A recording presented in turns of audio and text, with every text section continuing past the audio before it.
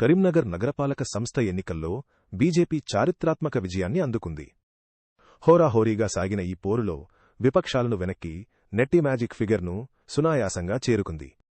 ఈ అద్భుత విజయంపై కార్యకర్తలు నగర వ్యాప్తంగా విజయశంఖారావం పూరించారు. విజయోత్సవ ర్యాలీలో స్వయంగా పాల్గొన్న కేంద్ర మంత్రి బండి సంజయ్ కుమార్ కార్యకర్తల్లో నూతనోత్సాహాన్ని నింపారు. ఈ సందర్భంగా ఆయన మాట్లాడుతూ ప్రజలు ధర్మం వైపు నిలబడ్డారని, నగరాన్ని అవినీతి రహితంగా తీర్చిదిద్దుతామని ఉద్ఘాటించారు. కార్యకర్తల కేరింతలుడప్పు చప్పుళ్లతో కరీంనగర్ పురవీధులన్నీ కాషాయమయమయ్యాయి.